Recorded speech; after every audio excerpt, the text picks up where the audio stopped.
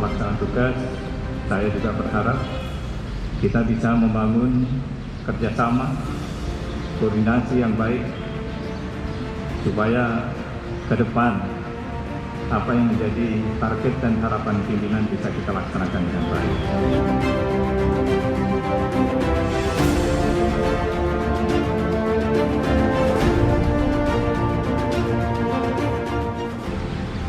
Secara umum sebenarnya Polda Gorontalo ini cukup bagus.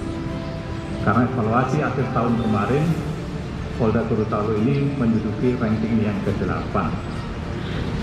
Ini semua tentunya berkat kerja keras dan kerjasama rekan-rekan sekalian di lapangan untuk bisa merealisasikan target yang sudah ditetapkan oleh pemerintah.